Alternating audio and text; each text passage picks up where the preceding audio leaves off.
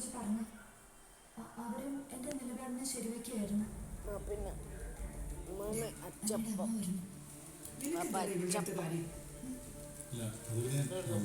ഒരെണ്ണം മതി. നിനക്ക് നാളെ കല്യാണമായിട്ട് വേറെ പണിയൊന്നുമില്ലേ? ഞാൻ പറഞ്ഞില്ലേ ഇവൻ സംസാരിക്കാൻ വരുവാണെങ്കിൽ നീ മുഖം തിരിച്ചു പോണെന്ന്.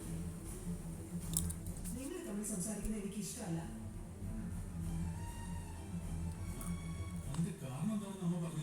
കാരണം എന്താണെന്ന് രണ്ടാൾക്കും അറിയാം. നാളെ കല്യാണമായിട്ട് കൂടി നീ ഇവനെ വിടത്തില്ല അല്ലേ? അയ്യോ, ഞാനൊന്നും ചെയ്തില്ല.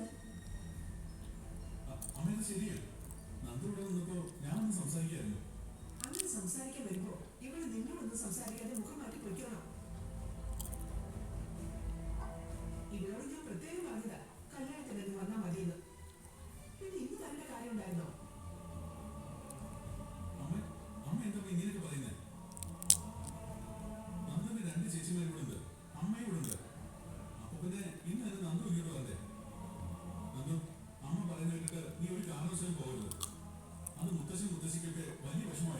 ആർക്ക് വിഷമായാലും ശരി, ഞാൻ പറയാനുള്ളത് പറയും.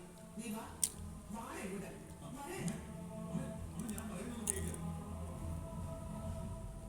എന്താ മോളെ ഇതൊക്കെ? അവര് പറഞ്ഞൊക്കെ ഞാൻ കേട്ടു. എന്തിനാ അവര് നിന്നോട് ചൂടായത്? അമ്മയോട് നീ സംസാരിച്ച എന്താ കുഴപ്പം? അതേപ്പറ്റി എന്നോട് ചോദിക്കരുത്. അവർക്കാർക്ക് ഞാൻ ഇവിടെ വരുന്ന ഇഷ്ടമല്ല.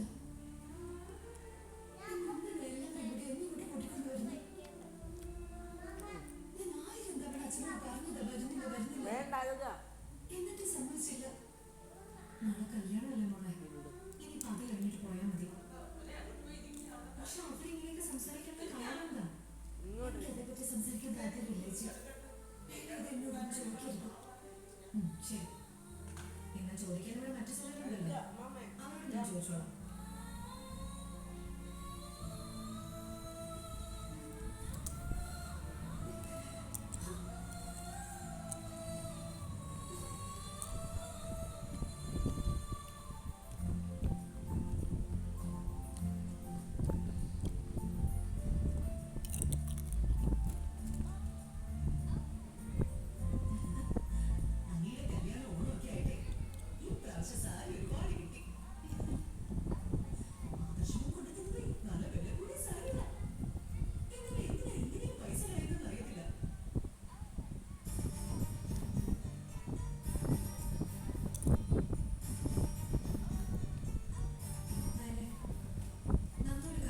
സംഭവിച്ചിട്ടുണ്ടെന്ന് നമ്മളെല്ലാവരും ഉറപ്പിച്ചതാ.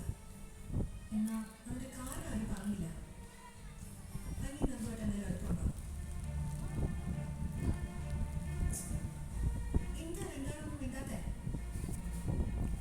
എന്തോ ഉണ്ടല്ലോ, അതുകൊണ്ടല്ലേ പരസ്പരം നോക്കുന്നേ.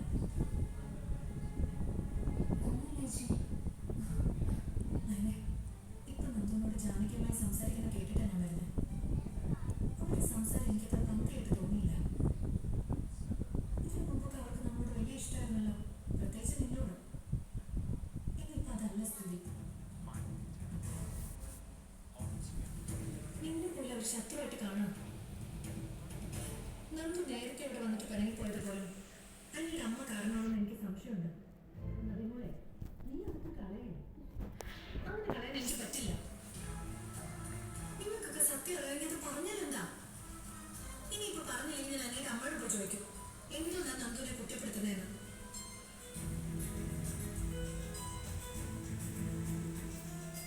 ചേച്ചി, നമ്മുടെ നന്ദുവും ഒരു അബദ്ധം പറ്റി. ഇനിയിപ്പോ അതൊന്ന് സമ്മതിച്ചേക്കാം. എന്നുവെച്ചാൽ അത് വെറുതെ എങ്ങനെ പറഞ്ഞു നടക്കല്ലേ. ഇങ്ങനെ സ്വഭാവമൊക്കെ ഞാൻ മാറ്റിയില്ല. പിന്നെന്താ നിനക്കുള്ളത് എന്നോട് പറഞ്ഞ? നമ്മൾ വിചാരിച്ചത് മുമ്പ് ഇനി നല്ല സുഹൃത്തുക്കൾ ഒന്നുമില്ലേ? എന്നാൽ അതിനപ്പുറം അവരെടുത്തു.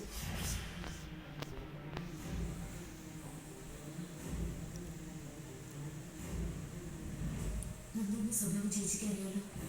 അവനൊരു ആൺകുട്ടികളെയും അവൾ മനസ്സിനകത്ത് വലിച്ചു കയറ്റുന്നവരല്ല. പക്ഷെ ഇവരെങ്ങനെയോ അമ്മയെ ഇഷ്ടപ്പെട്ടു പോയി. അതുപോലെ തിരിച്ചു അവര് പരിധി വിട്ടെടുത്തു.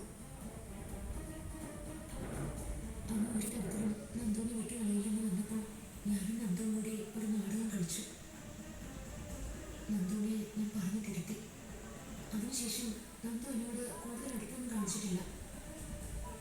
അനിയുടെ നല്ല സുഹൃത്താണെന്നാ ഇപ്പൊ അനിയോട് ധരിപ്പിച്ചിരിക്കുന്നത്. അവര് പ്രേമിച്ച് നടന്നായിരുന്നോ? അങ്ങനെ നടന്നിട്ടില്ല. നന്ദുവിന്റെ മനസ്സെന്താണെന്ന് കൃത്യമായിട്ട് അനിയെ അറിയിച്ചിരുന്നില്ല. എങ്കിലും അവളുടെ സംസാരവും പ്രവൃത്തിയും കാരണം അനി അവരുടെ ഇഷ്ടം മനസ്സിലാക്കിയിരുന്നു. മോളെ, പരസ്പരം സ്നേഹിക്കുന്നവരെ പിരിക്കാൻ പാടില്ലെന്നാണ് പറയുന്നത്. പക്ഷേ നിങ്ങളുടെ ജീവിതം പോലും ഇവിടെ സുരക്ഷിതമല്ല.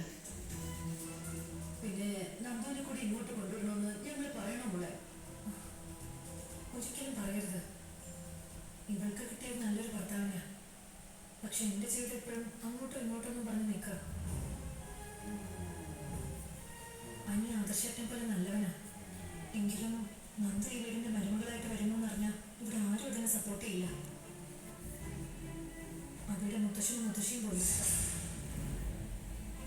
ഇപ്പൊ തന്നെ എല്ലാം അറിഞ്ഞിട്ടുണ്ട്. അതിന്റെ ദേഷ്യം അവരെ കാണിക്കുന്നത്.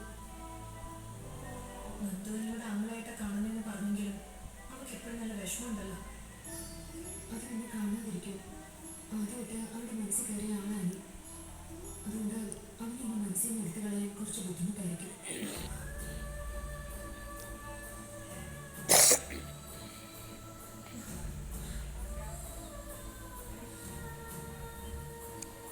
ഞാൻ ഇപ്പോഴാണ് മോളെല്ലാം അറിഞ്ഞത്. ഇങ്ങനെ കരഞ്ഞു മുഖമായിട്ട് നിൽക്കുന്നതിനെ ഞങ്ങൾ ആരും കണ്ടിട്ടില്ല. പക്ഷേ അടുത്ത സമയങ്ങളിലായിട്ട് ഒരു ദിവസം കാണുന്നുണ്ട്. അമ്മ പുറത്ത് കേട്ടരുതെന്ന് ഞങ്ങൾ പറഞ്ഞതല്ലേ നന്ദോട്ട്? പുറത്ത് കാട്ടരുതെന്ന് പറഞ്ഞാൽ നമ്മുടെ മനസ്സും മുഖമൊക്കെ നമ്മുടെ കയ്യിലല്ലല്ലോ അമ്മ. സാരമില്ല മോളെ, ഞങ്ങളുടെ ജീവിതം നിനക്കറിയാമല്ലോ. അനന്തപുരയിലെ മരുമക്കളാണെന്ന് പുറത്തിറങ്ങുമ്പോൾ മേനി നടിച്ച് നടക്കാം. അതിനപ്പുറം ഞങ്ങൾക്കൊരു ജീവിതം കിട്ടിയിട്ടില്ല. ഇവളുടെ കാര്യം ഇപ്പം എന്താണെന്ന് എനിക്കറിയില്ല. പക്ഷെ ഞാനാകെ തകർന്നാ നടക്കുന്നത്. ഒരു സമയത്ത് ഓഡീഷനെ കെട്ടണമെന്ന് ആഗ്രഹിച്ചിരുന്നു. ആ ആഗ്രഹം തെറ്റായിരുന്നു എന്ന് പൂർണ്ണമായിട്ട് സമ്മതിക്കുന്നവരാ ഞാനും അമ്മയൊക്കെ. അത് നിനക്കറിയാലോ. നമ്മൾ അർഹിക്കുന്നത് മാത്രമേ നമ്മൾ കൊതിക്കാൻ പാടുള്ളൂ മോളെ. എന്തെന്ന് വെച്ചാൽ ആദർശമായിട്ട് നമ്മൾ പലതവണ പറഞ്ഞിട്ടുള്ളത് അനാമികയാ ഈ വീട്ടിൽ ആദ്യത്തെ മരുമോളെന്ന്. ഇനി വെച്ചാൽ ഞങ്ങൾക്കൊരു വേലക്കാരുടെ പരിഗണനയെ തന്നിട്ടുള്ളൂ. അതിൻ്റെ ഇടയ്ക്ക് നീ കൂടി കടന്നു വന്നാൽ നീ വല്ലാത്ത ബുദ്ധിമുട്ട് മോളെ. പരസ്പരം കലഹിക്കാനല്ലല്ലോ മോളെ കല്യാണം കഴിക്കുന്നത്. എന്നും സന്തോഷം കിട്ടില്ലായിരിക്കും. എങ്കിലും ഇടയ്ക്കൊക്കെ സുഖം സന്തോഷം കിട്ടണ്ടേ? അതില്ലെങ്കിൽ പിന്നെ ആ ജീവിതവും മരണവും തമ്മിൽ എന്ത് വ്യത്യാസമുള്ളത്? ഇനി ആരും എന്നോടൊന്നും പറയണ്ട. എനിക്കൊരു വിഷമമില്ല. പക്ഷെ അനിയുടെ അമ്മ ഇപ്പോഴെന്നെ വല്ലാതെ സംശയിക്കുക. എന്നാൽ അനിയാണെങ്കിൽ എന്നെ കാണുമ്പോൾ മുഖം ധരിച്ച് പോകുന്നുമില്ല. ഇങ്ങോട്ട് വന്ന് സംസാരിക്കുക. അതെന്റെ തെറ്റാണോ? നാളെ ഒരു ദിവസം കൂടി എന്നെ സഹിച്ച മതിയില്ല മോളെ. അത് കഴിഞ്ഞാൽ പിന്നെ പരമാവധി അനിയുടെ അനാമയുടെ ഇടയിലേക്ക് നീ കയറി ചെല്ലാതിരുന്നാൽ മതി. അല്ല, ഇപ്പൊ തന്നെ എനിക്ക് 2 കല്യാണം ഉണ്ടെന്നൊക്കെയാ പറയുന്നത്. അതുകൊണ്ട് ഈ വരുന്നവരുമായിട്ട് എത്രമാത്രം ഒത്തുപോകുമെന്നൊന്നും പറയാനും പറ്റില്ല. അവളെ ഗുണ്ടാളെ തട്ടിക്കൊണ്ടുപോയതല്ലേ? അപ്പൊ എന്തോ കുഴപ്പമില്ലല്ലോ. അങ്ങനെ കുഴപ്പമുണ്ടാവാതിരിക്കാൻ വേണ്ടി നമുക്ക് പ്രാർത്ഥിക്കാം ചേച്ചി.